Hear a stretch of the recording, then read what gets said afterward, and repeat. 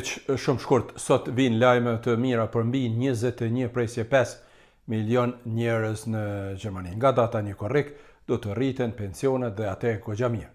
Rritja e pensioneve nga muaji i ardhshëm do të jetë për 4 presje 24%.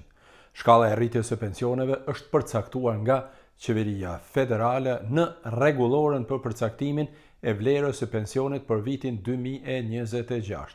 E t'ju kujtoj që kjo rregullore është miratuar nga Kabineti Qeveritar në fund të prillit. Më pas, këtë vendim e ka miratuar edhe Bundestagu, e tani e ka miratuar edhe Bundesrati, apo siç thuhet në Shqip, Këshilli i Ministrave. Besoj se e dini, por po e përsëris për ata që kanë më dyshe, sepse kanë pasur edhe pyetje të tilla. Në Bundestag në Gjermani janë deputetët e zgjedhur nga populli, ndërsa në Bundesrat përfaqësuesit e 16 landeve të Gjermanisë sa ka ky vend.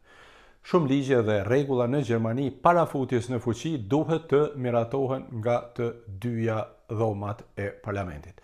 Por të kthehem tek pensionet. Kjo është hera e 4 në 5 vitet e fundit që pensionet rriten me mbi 4%, që është një lajm i mirë për rreth 21.5 milion pensionist sa aktualisht ka në këtë vend. Por lajmi i keq është që pensionet në Gjermani edhe më tej janë mesatarisht të ulta dhe këto rritje shpesh nuk e kanë mbuluar as inflacionin, në veçanti në kohën e pandemisë korona dhe më pas fillimit të luftës në Ukrainë, kur inflacioni ka qenë shumë i lartë.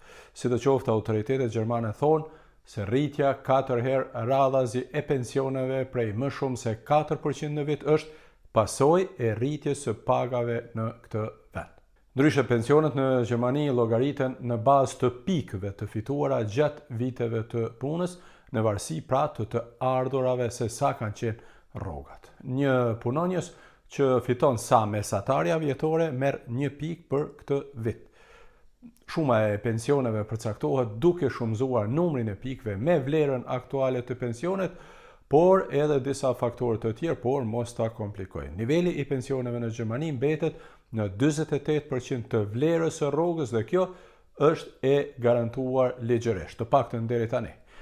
Kjo do të thotë se pensionet janë të lidhura drejt për drejt me zhvillimin e rrogave, kështu thon autoritetet në Gjermani. Sidoqoftë, mos harroni ta shpërndani këtë video dhe të abonoheni në kanalet e mia, sepse edhe sa i përket pensioneve ka disa propozime të qeverisë dhe disa ide të ndryshme edhe për ndryshime, për krijimin e një lloj fondi e tjerë, por me të gjitha do t'ju njoftoj me kohë. Me rëndësi është që ta dini, nga data 1 korrik rriten pensionet në Gjermani dhe ky është lajmi i gëzuar për mbi 21.5 milion pensionist. Faleminderit dhe mirupafshim dhe mos harroni pra ta shpërndani, sepse me siguri që ka edhe shumë shqiptarë që i gëzohen këtij lajmi.